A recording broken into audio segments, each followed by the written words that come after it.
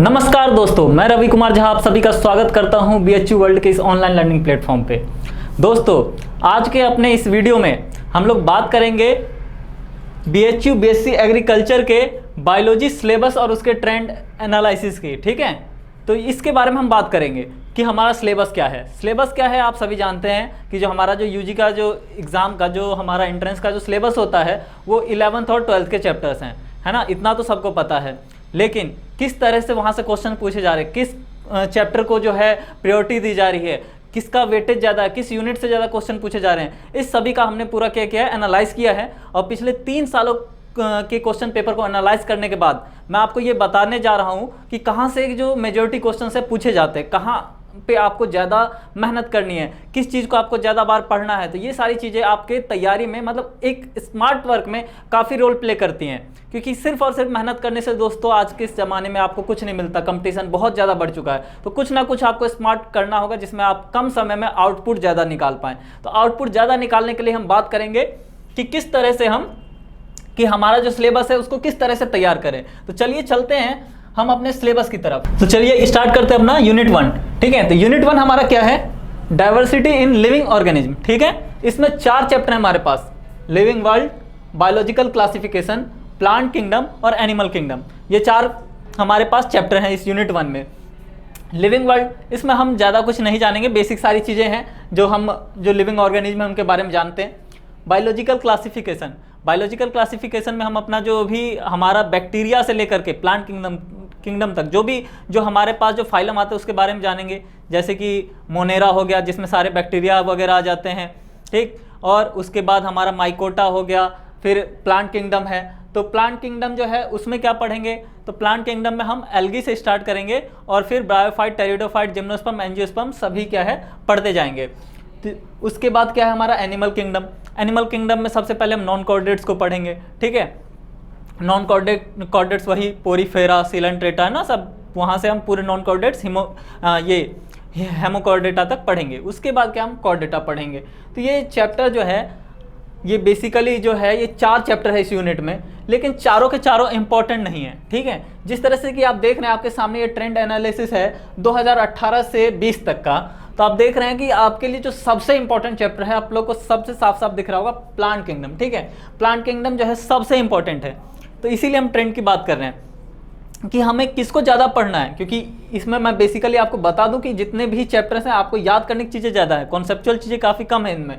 ठीक है, याद करने की चीज़ें ज़्यादा है, तो और क्वेश्चन इतने ज़्यादा आ रहे हैं, तो करना क्या है, इन पे फोकस ज़्यादा रखना है, इनका रिवीजन ज़्यादा करना है। और प्लांट किंगडम के लिए तो मैं यहाँ तक भी आपको बता दूं कि सिर्फ और सिर्फ एनसीईआरटी सफिशिएंट नहीं है, इसमें तो आप जितना नॉलेज चाहिए, जितना आपके नॉलेज गेन कर सकते हैं, चाहे जिस भी बुक से करें, चाहे कहीं से भी पढ़ रहे हो आप, लेकिन जितना ज़्यादा से ज़्यादा नॉलेज गेन कर सकते हैं वो करिए। ठीक है, प्लांट किंगडम से। ठीक, उसके बाद एनिमल किंगडम। एनिमल किंगडम में आप देख रहे हैं कि 2019 में क्वेश्चंस नहीं पूछे गए, लेकिन इसका ये मतलब नहीं कि क्वेश्चंस नहीं पूछे जाते, बहुत ही इंपॉर्टेंट चैप्टर माना जाता है ये किसी भी एंट्रेंस के लिए। ठीक है, क्वेश्चंस काफ़ी पूछे जाते हैं इससे, तो इसको मैं कभी भी आपको ये नहीं कहूँगा कि इस पर आप रिस्क लीजिए। ठीक है, इसको आप पढ़ें, बार बार पढ़ें, ये दोनों जो है बार बार पढ़ने वाले हैं, इनको आप रिविजन करते रहें, हर महीने में एक बार कम से कम रीडिंग इनकी होनी चाहिए। ठीक है, अब चलिए हम लोग चलते हैं अपने यूनिट 2 की तरफ। यूनिट 2, ठीक है, यूनिट 2 जो है हमारा, यूनिट 2, तो यूनिट 2 हमारा क्या है, structural organisation in plants and animals. ठीक है, इसमें भी हम देख रहे हैं कि कितने चैप्टर हमारे पास, 3 चैप्टर हैं। यूनिट 2 में भी क्या है, 3 चैप्टर हैं। सबसे पहला जो चैप्टर है वो है मॉर्फोलॉजी ऑफ फ्लोरिंग प्लांट्स। ठीक है, मॉर्फोलॉजी क्या होती है, जो भी चीज़ें हमें बाहर से दिखाई देती है वो मॉर्फोलॉजी होती है। ठीक है, तो इसमें हम जो मॉर्फोलॉजी, जो भी प्लांट के जितने भी फैमिली हैं, बेसिकली एनसीईआरटी में हमारी 3 ही फैमिली दिया हुआ है, सोलेनेसी, फोबेसी और लिलिएसी। इन फैमिली में क्या क्या जो है कैरेक्टर पाए जाते हैं उनके बारे में हम पढ़ते हैं, और उसके बेसिस पे हम किसी भी प्लांट की पहचान करते हैं कि ये किस फैमिली का जो है ये पौधा है, ये हम पहचान करते हैं। तो मॉर्फोलॉजी ऑफ फ्लोरिंग प्लांट्स, इसमें भी काफ़ी एग्जाम्पल्स हैं जो आपको याद रखने पड़ते हैं, काफ़ी चीज़ें होती हैं। ठीक है, उनके लिए काफ़ी ट्रिक्स हैं, है ना। तो मॉर्फोलॉजी ऑफ फ्लोरिंग प्लांट्स, इससे देखिए आप 2020, 19 या 18 लगातार क्वेश्चंस पूछे जा रहे हैं, कम या ज़्यादा होता रहता है, लेकिन अगर एक हम ट्रेंड लेके चलें कि 3 क्वेश्चन तो मान करके चलिए कि इससे आएगा ही आएगा। ठीक है। और ये इतना बड़ा भी चैप्टर नहीं है और इसके लिए आपको एनसीईआरटी से बाहर जाने की ज़रूरत भी नहीं है, एनसीईआरटी सफिशिएंट है, ठीक है।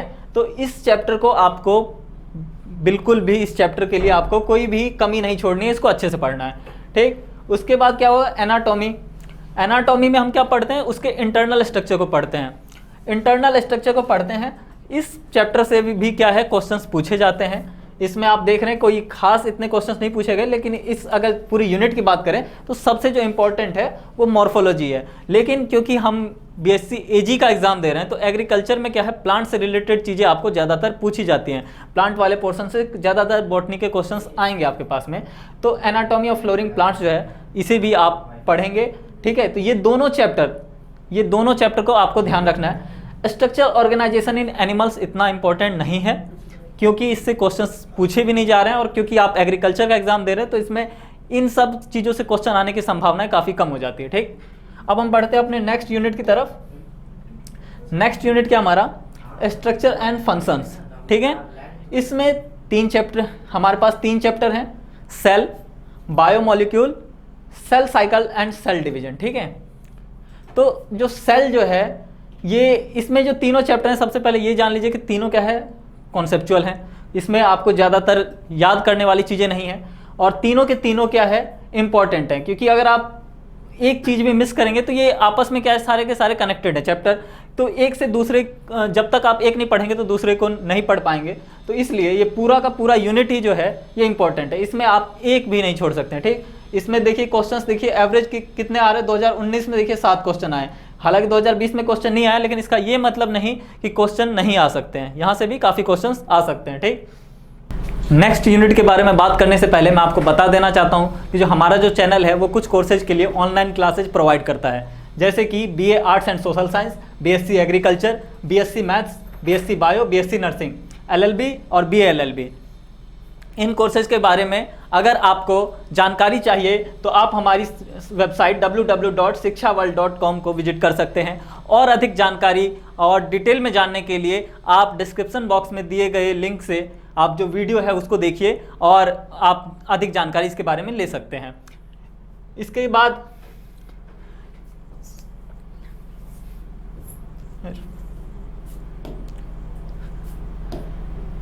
बाद मैं बता दूं कि हम, जैसे कि हमारे कोर्स में आपको video lectures, study material, doubt session, previous year paper solution और समय समय पर आपको मोटिवेशनल वीडियो और स्ट्रेटजिक वीडियो जो है वो मिलते रहेंगे। चलिए अब हम अपने नेक्स्ट यूनिट के बारे में बात करते हैं। नेक्स्ट यूनिट जो हमारा यूनिट 4 वो क्या है, प्लांट फिजियोलॉजी। ये भी क्लास 11th का चैप्टर है।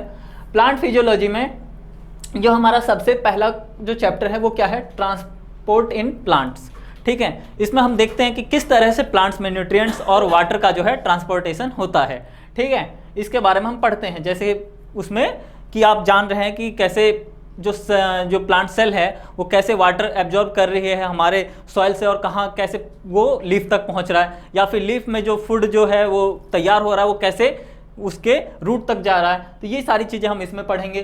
फिर हम देखेंगे मिनरल न्यूट्रिशन, ठीक है। मिनरल न्यूट्रिशन में मिनरल्स की बात करेंगे, जो कौन कौन से मिनरल जो हैं वो प्लांट्स के लिए ज़रूरी होते हैं, ठीक है, कौन कौन से जो है ज़रूरी नहीं है, इन सब चीज़ों के बारे में हम बात करेंगे। फिर नेक्स्ट चैप्टर है फोटोसिंथेसिस इन हायर प्लांट्स, ठीक है। फोटोसिंथेसिस है, इसमें हम फोटोसिंथेसिस के बारे में बिल्कुल डीपली जानेंगे। फिर plant growth and hormone, plant के ग्रोथ में कई सारे हार्मोन का जो है रेगुलेशन होता है, उन हार्मोन्स के बारे में हम बात करेंगे। फिर रेस्पायरेशन इन प्लांट्स, ठीक है। तो प्लांट में जो रेस्पायरेशन है वो किस प्रोसेस के थ्रू होता है, उसमें कौन कौन से स्टेप होते हैं, उसके बारे में भी हम डीपली बात करेंगे। तो ये जो 5 के 5 चैप्टर हैं, इन 5 चैप्टर में से सबसे जो इम्पोर्टेंट चैप्टर है वो क्या है, रेस्पायरेशन इन प्लांट्स और मिनरल न्यूट्रिशन, ठीक है। ये जो ट्रेंड है 2018 से 20 तक का है, जिसमें कि प्लांट ग्रोथ हार्मोन से और फोटोसिंथेसिस से इतने कुछ खास क्वेश्चंस नहीं पूछे गए हैं, लेकिन ये पर्टिकुलरली एग्जैक्ट ऐसा ही हो ये ज़रूरी नहीं है। तो आप इन चैप्टरों को अच्छे से पढ़ें, और वैसे भी काफ़ी इंटरेस्टिंग चैप्टर हैं, ज़्यादातर चीज़ें कॉन्सेप्चुअल हैं। तो अगर आप जितनी ही अच्छे से, और एनसीईआरटी भी इसके लिए सफिशिएंट है, तो बहुत ज़्यादा आपको पढ़ाई भी नहीं करनी है, तो बस इन चैप्टरों को आप ढंग से ज़रूर पढ़ें, ठीक है। क्योंकि मैं इसलिए इस पर आपको बोल रहा हूँ कि इसको स्किप नहीं करने के लिए, क्योंकि प्लांट का पार्ट है और प्लांट से रिलेटेड ही हमारा जो है एग्रीकल्चर सब्जेक्ट है, तो इस कारण इन चीज़ों को आप डीपली ज़रूर पढ़ें। आगे बात हम करते हैं यूनिट 5 की। यूनिट 5 क्या है? ह्यूमन फिजियोलॉजी है। ह्यूमन फिजियोलॉजी में हम देखेंगे कि यहाँ पे टोटल 7 चैप्टर हैं, ठीक है। सबसे पहले डाइजेस्टिव सिस्टम है, जिसमें हम अपने डाइजेस्टिव सिस्टम के बारे में बात करेंगे। फिर respiratory system, circulatory system, excretory system, skeletal system, nervous system, endocrine system, ठीक है। तो इसमें हम पर्टिकुलरली हर एक के बारे में जानेंगे। तो इसमें जो आप देखेंगे कि क्वेश्चंस जो हैं इतने ज़्यादा नहीं पूछे जा रहे हैं, सिर्फ 2019 और 18 में पूछा गया है, और 2020 में आप देख रहे हैं काफ़ी कम क्वेश्चंस जो हैं यहाँ से पूछे गए हैं। तो इसका ये मतलब नहीं है कि जो 2 है ये 2019 में 6 पूछा गया तो 6 ही पूछा जाए, और 2 ही पूछा गया तो ये एकदम एग्जैक्ट नहीं है, चेंज हो सकता है, यूनिवर्सिटी अपने हिसाब से चेंजिंग कर सकती है। लेकिन एक अगर इम्पोर्टेंट चैप्टरों की इसमें बात करूं तो आप जो है एक डाइजेस्टिव सिस्टम ये इम्पोर्टेंट होता है, यहाँ पे नर्वस सिस्टम जो है वो इम्पोर्टेंट होता है, और एंडोक्राइन सिस्टम जो है वो इम्पोर्टेंट होता है। ये 3 चैप्टर इम्पोर्टेंट होते हैं। इन 3 चैप्टरों की रीडिंग ज़्यादा लगानी है। इसका ये मतलब नहीं बाकी चैप्टर को रीड नहीं करना है, मैंने कहा इनके ऊपर फोकस ज़्यादा रखना है, ठीक है। उसके बाद अब बात करते हैं हम लोग अपने नेक्स्ट यूनिट की, जो कि हमारा है क्लास 12 का पोर्शन, ठीक है। नेक्स्ट यूनिट क्या है हमारी? रिप्रोडक्शन, ठीक है। रिप्रोडक्शन में सबसे पहला जो इस चैप्टर है रिप्रोडक्शन इन ऑर्गेनिज्म, ठीक है। इसमें हम बेसिक बातें जानते हैं ऑर्गेनिज्म के बारे में, उसके रिप्रोडक्टिव ऑर्गन्स के बारे में, ठीक है। जो डीपली हम पढ़ेंगे वो 2 चैप्टर होंगे, sexual reproduction in flooring plants और ह्यूमन रिप्रोडक्शन, ठीक है। इनमें भी आपको ये याद रखना है कि जो ये sexual reproduction in flooring plants है ये ज़्यादा इंपॉर्टेंट है। क्यों? क्योंकि फिर इसमें प्लांट्स आ गए हैं तो इसीलिए ये ज़्यादा इंपॉर्टेंट है, यहाँ से क्वेश्चंस पूछे जाते हैं। लेकिन ह्यूमन रिप्रोडक्शन से भी आपने देखा कि 2020 में एक भी क्वेश्चन नहीं पूछा गया, लेकिन 2019 में पूछा गया तो 3 क्वेश्चंस पूछे गए हैं। तो इसे हम साइड ले करके नहीं चल सकते हैं, ठीक है। साइड में हम इसे नहीं रख सकते हैं, हम इतना बड़ा रिस्क नहीं ले सकते हैं। बायोलॉजी में 3 क्वेश्चंस आपकी सिलेक्शन होने और ना होने को तय कर देंगे, ठीक है। तो 3 क्वेश्चंस जो है काफ़ी मायने रखता है, इसलिए इसको भी पढ़ना ही है। उसके बाद आता है रिप्रोडक्टिव हेल्थ, यहाँ से क्वेश्चंस नहीं पूछे जा रहे हैं, ठीक है।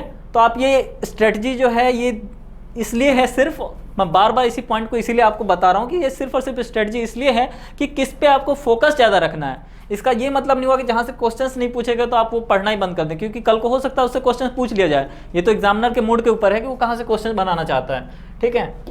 उसके बाद बात करते हैं हम यूनिट 7 की। यूनिट 7 जो हमारा है जेनेटिक्स एंड इवोल्यूशन, ठीक है।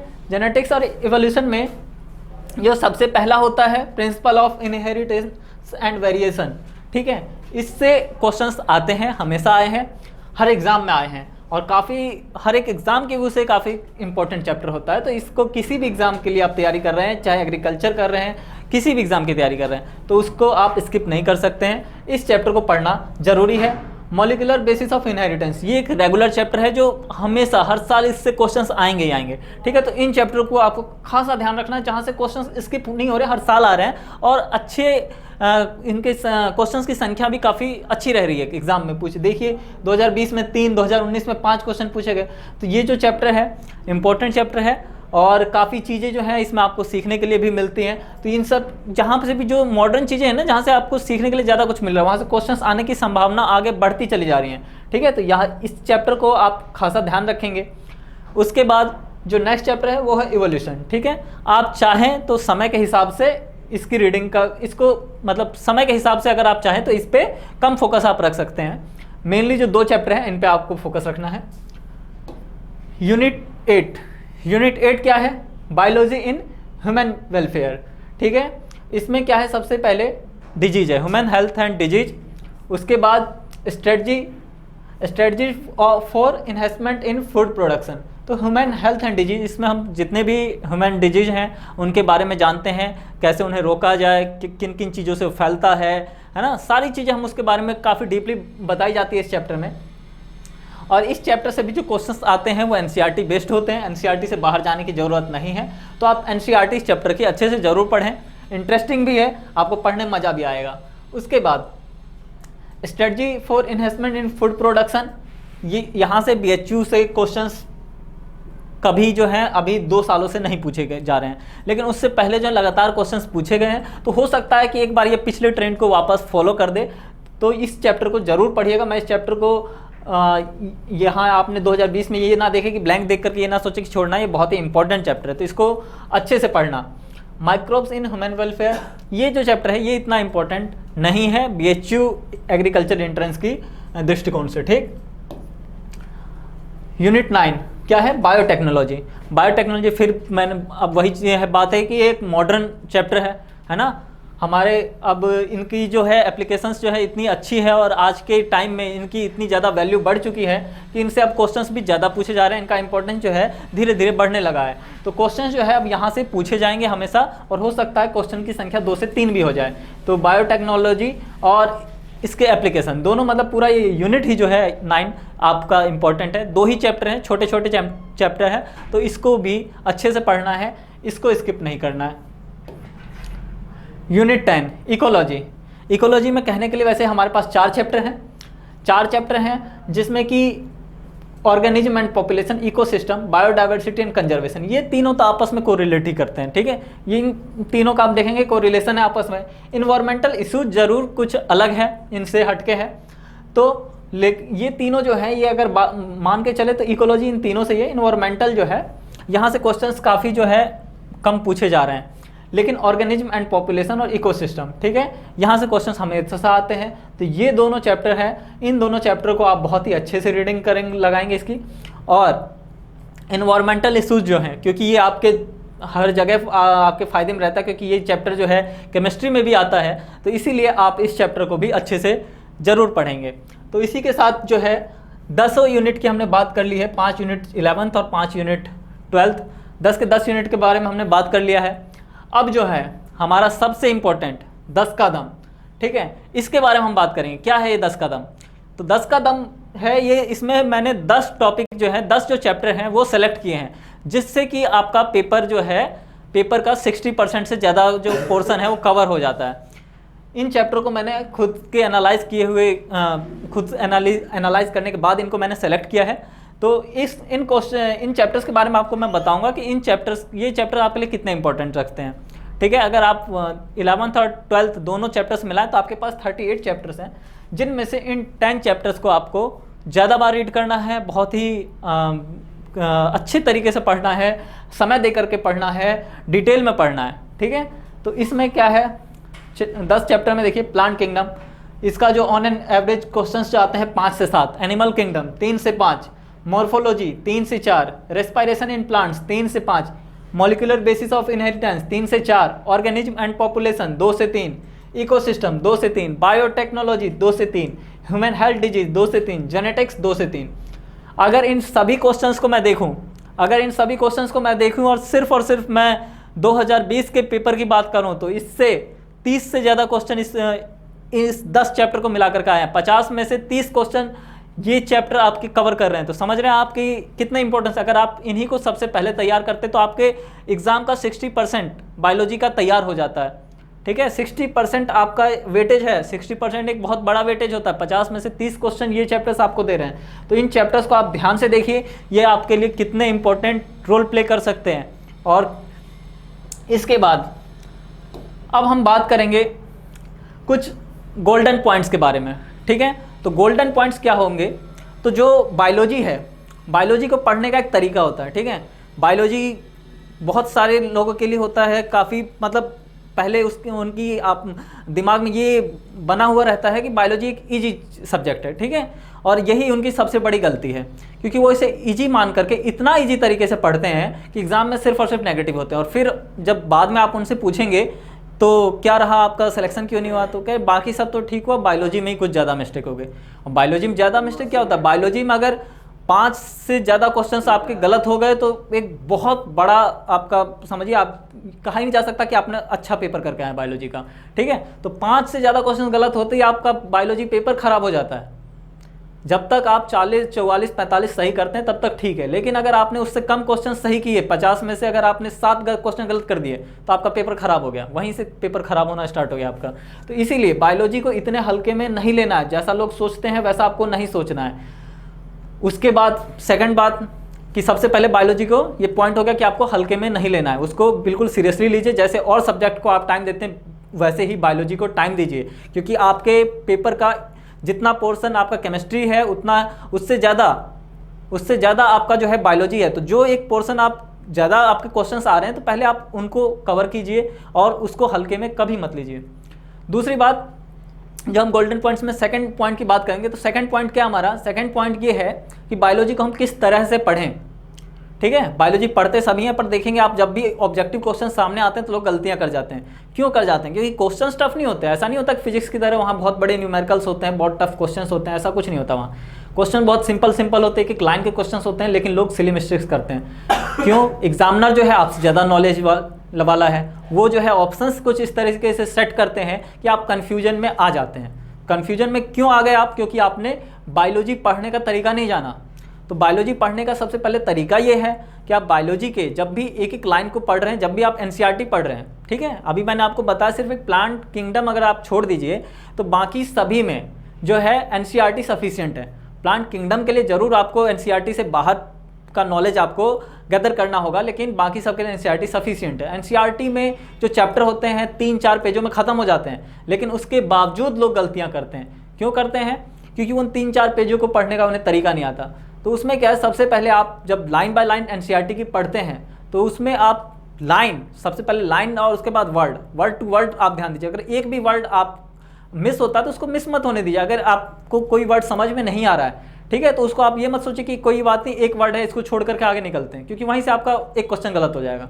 जैसे ही आपने उसे स्किप किया तो उसको छोड़िए मत। सबसे पहले तो वर्ड बाय वर्ड मीनिंग समझिए कि एक वर्ड जो है वो क्या कहना चाहता है, उसका मतलब क्या होता है। आप कोई भी चीज़ पढ़ रहे हैं, आप जैसे आपने इकोसिस्टम वर्ड पढ़ा तो इकोसिस्टम क्या है ना, क्या रोल होता है इसका, कि कैसे एक दूसरे से कनेक्ट होते हैं, सारी चीज़ें आपको पढ़नी होंगी डिटेल में, आपको समझना होगा। सिर्फ एनसीईआरटी में आपने इकोसिस्टम शब्द पढ़ लिया और आगे बढ़ गए, उससे काम नहीं चलेगा। इकोसिस्टम के बारे में आपको पूरी तरह जानना होगा। आप पॉपुलेशन पढ़ रहे हैं, पॉपुलेशन क्या है, पॉपुलेशन आप नॉर्मली पॉपुलेशन मतलब जानते हैं, पॉपुलेशन आप उस तरह से अगर पढ़ करके चल देंगे तो नहीं काम चलने वाला। उसके बारे में जानिए, उसको पूरी तरह समझिए कि एग्जामिनर उसको आपको किस चीज़ से मिसगाइड कर सकता है ना। तो जब भी आप पढ़ते हैं तो इसका बाकायदा ध्यान रखेंगे।